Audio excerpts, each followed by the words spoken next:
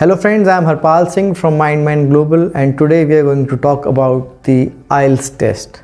Now if you are a student who is planning to study further in a country where the native language is English, or if you are a candidate who is looking forward to PR in countries like Australia, Canada, US, UK or New Zealand, or maybe you are a medical professional who wants to work in these countries, who wants to register himself as a worker in these countries, the immigration and the employer or the universities may ask you about your proficiency in the language of English. For this purpose, you can take the test of IELTS. It is International English Language Testing System. It is one of the most popular tests which is taken by millions of students across the world every year. But what this test is all about? How are they checking our ability on listening, reading, writing or speaking? So we should understand these details before we actually appear for the test. Without preparation, you may not be able to achieve your desired band score if you have not prepared well and if you don't understand the pattern of this test. I always tell it to my students, this is not just the test of English, this is the test of how well you know this test. So let us understand each and every part, each and every detail of the IELTS test and prepare ourselves to appear for the same. So today we will understand the structure of the IELTS test. Basically it is essential because many students make this mistake of taking it as considering it as a normal English language test. However, this is not just the test of English, this is the test of IELTS. It has its own structure and you may need certain inputs to understand that and give the answers accordingly. So understanding this, we should know the full form. This is the International English Language Testing System. So primarily this is used by universities or institutions or immigration authorities to understand what is the proficiency in terms of English language of a particular candidate. So the IELTS test has two modules. One is the IELTS Academic and the second is IELTS General Training. So the academic module is generally used by the universities or maybe if a candidate wants to go for a professional registration, like sometimes the doctors or the nurses or the medical staff, they opt for a job outside their own country and the employer may require this test. The general training test is ideally used for the immigration purposes. However, a candidate should know which test he has to do, so that is the responsibility of the candidate to understand. Till 2018, IELTS test was taken in a paper-based format only. Now, since the last 2 years, the IELTS has introduced computer-based test as well, wherein all the module except speaking is done on computer. So you have to answer on the computer, which is really comfortable and it is gaining a lot of popularity. The results are also available in 5 to 7 days, and that is the reason many candidates are now opting for the computer-based test. So let us now come to the structure of the test. Basically, a language can be tested in 4 ways, that is listening, reading, writing or speaking. So the same is done in the IELTS test. Now if you can see here, the IELTS Academic and IELTS General Training looks very similar in terms of the structure. However, the difference is in the reading and the writing modules, which we will take up in the next slide. Coming to the listening test, in most of the countries this is the first module of the test. In certain countries, I think Australia, writing comes first and then listening and reading. However, in India, the first module is the listening module, which is of 30 minutes. With 10 minutes extra, transfer the answers. If you're taking the paper-based test, you are given an answer sheet booklet, so you need to transfer your answers on that particular sheet and you will be given extra 10 minutes for that. However, if you're taking the computer-based test, just 2 minutes will be given to check the answers because you're writing the answers at the same place itself, so you don't need to transfer, but yes, you are still given 2 minutes to check the answers. Now the test is divided into 4 parts, and there are 10 questions in every part, so total 40 questions are there in the listening test. Each question carries 1 mark, and that means each question is of same importance, so total 40 marks are there for the IELTS listening test. Once you complete the IELTS listening test, next section is the IELTS reading. So this is basically a 60-minute test. In terms of IELTS academic, you will have 3 sections with 3 long passages.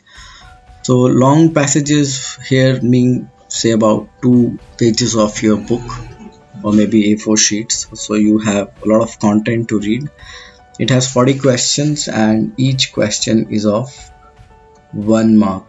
That means total 40 marks. Content is appropriate for people entering university courses or seeking professional registration, as mentioned earlier as well.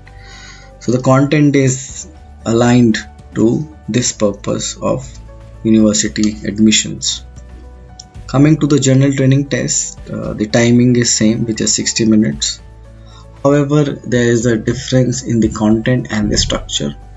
So in 3 sections there are 4 short passages and 1 long passage. So the short passages would mean say about 1 page or less than a page of your book or an A4 sheet. It also has 40 questions, and each question is of 1 mark. The total is 40 marks again. So if you see the IELTS general training test for reading, so first section talks more about the everyday social life. Second section talks about the business or your work life, and the last section is more of an interesting article or a short story. So that is the IELTS reading test. Now one important thing here is that you do not get any extra time to transfer the answers. So if you are doing a paper-based test, you have to simultaneously mark your answers transfer your answers in a separate sheet, and if you're doing the computer-based test, you will be marking answers then there only, but you don't have any extra time to check the answers. Everything has to be done in 60 minutes, so timing is crucial. Pay attention to this so that you can get the maximum marks.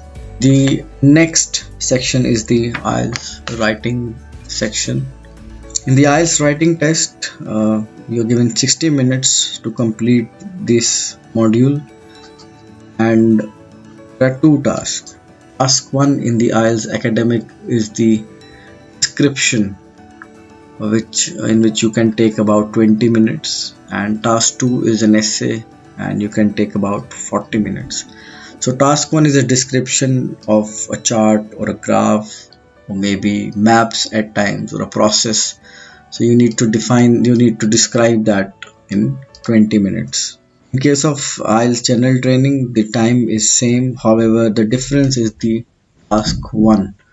So a candidate has to write a letter in about 20 minutes. It can be a formal or an informal letter. Last but not the least is the IELTS speaking test. It is quite a short test of just 11 to 14 minutes. So part 1 is about introduction and questions on familiar topics. The examiner will take 4 to 5 minutes in part 1. First few minutes will be a general introduction, and then he or she may ask few questions about some familiar topics. Part 2 is the long turn, which is popularly known as cue card. This lasts for 3 to 4 minutes. Here you are given a topic and few questions. The examiner gives you 1 minute to prepare.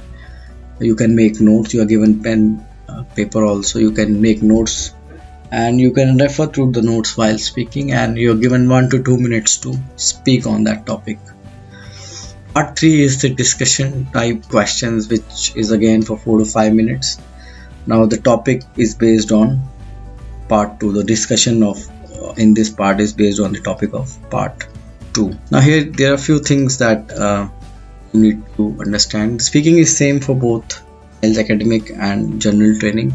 However, the speaking test may be different from the listening, reading, writing test. Generally in the paper-based test, it is within 7 days prior or within 7 days after the listening, reading, writing test. Nowadays in the computer-based test, the speaking test is also conducted on the same day. However, you need to check it on the website, check it when you are registering for the test. So this is all for the structure of the test: IELTS, listening, reading, writing and speaking. Now we will briefly discuss how the IELTS scores are calculated, how the band score is given to the candidates. Now we have a band score from 0 to 9. We don't have a percentage kind of a thing in the IELTS exam.